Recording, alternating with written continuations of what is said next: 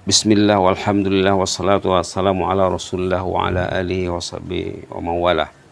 Menyambung halaqah serial Kultum Mutiara Kisah Salihin yang sudah berlangsung 3 seri, 3 pertemuan. Setelah habisnya kita membicarakan tentang Hayyul Qayyum saat itu 10 pertemuan. Ini tentang Mutiara Kisah Salihin, karena orang beriman kalau ingin selamat hidupnya karena banyak belajar pada sejarah. Selain dia mempelajari Al-Quran, mana yang mampu mempelajari hadis, kita perlu belajar pada sejarah. Sejarah yang kita angkatkan sejak dari 3 hari yang lalu, kisah seorang yang kematian suami, tidak ada sumber pencahariannya, anaknya 5, menangislah dia. Katanya saya risau, jangan-jangan saya nanti mata saya rabun karena banyaknya menangis. Tidak ada jalan lain. Baiknya si ibu ini dia mendengar ceramah di radio.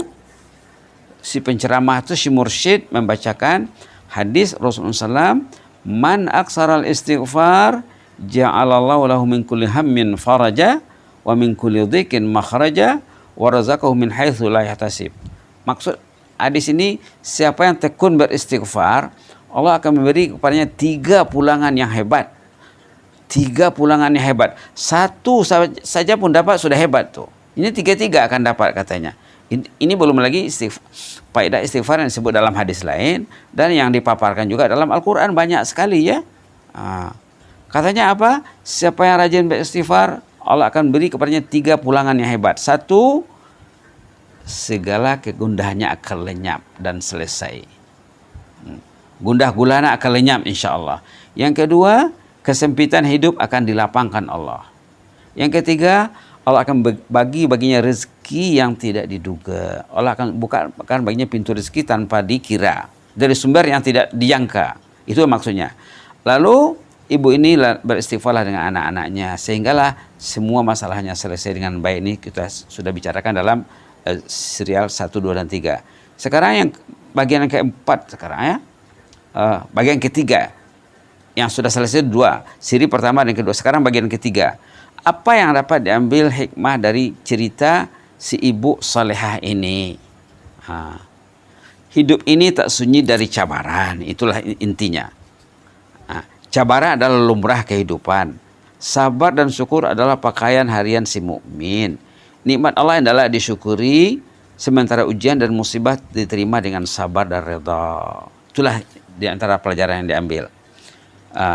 Sekarang kita bertembung dengan COVID-19. Ini ujian. Ujian dihadapi dengan sabar, berdoa, dan ridha, dan mencari solusinya juga ya. Seterusnya berpisah dengan insan yang dikasihi sungguh berat.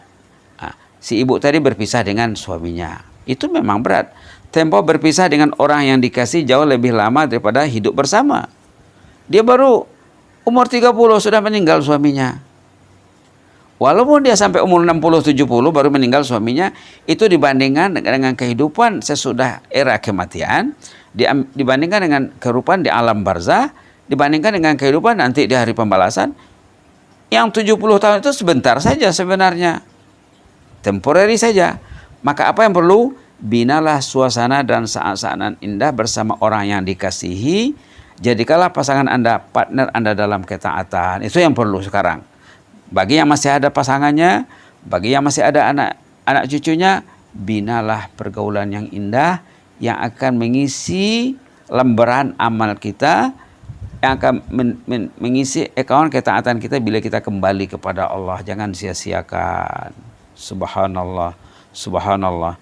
Berikutnya juga, anak dan zuriat yang saleh adalah aset yang paling mahal bagi ibu bapak. Dalam kisah yang kita paparkan dalam serial yang kedua, akhirnya si ibu ini karena dia mentren anak-anaknya dengan istighfar, dirinya juga beristighfar selama 6 bulan.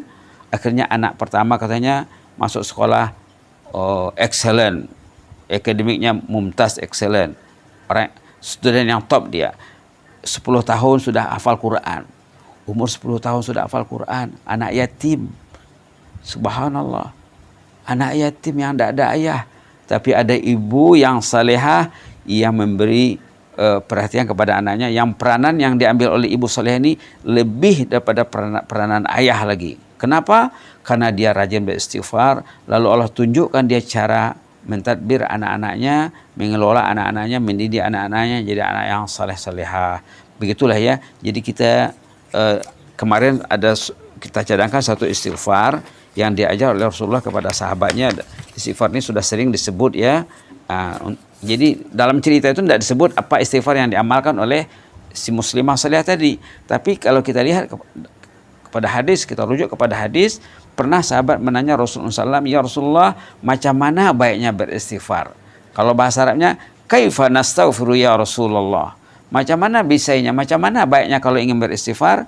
Kata baginda, qulu, bacalah, Allah maghfir lana warhamna wa tub alaina innaka antat tawwabur rahim.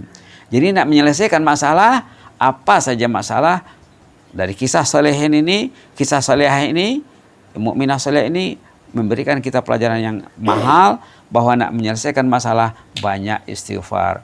Kenapa?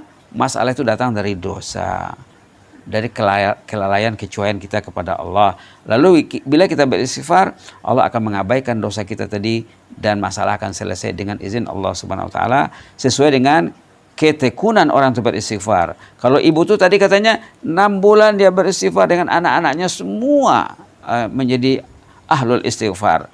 Semua menjadi ahlul istighfar. Baiklah kita bacalah ya istighfar yang diajar oleh baginda Rasulullah SAW kepada penanya di kalangan sahabat. Allah maghfir lana warhamna wa tub alaina innaka antat tawwabur rahim. Allah maghfir lana warhamna wa tub alaina innaka antat tawwabur rahim. Allah maghfir lana warhamna wa tub alaina innaka antat tawwabur rahim. Subhana rabbika rabbil izzati amma yasifun wa salamun alal mursalin walhamdulillahi rabbil alamin. Taqabbalallahu minna wa minkum. Wassalamualaikum warahmatullahi wabarakatuh.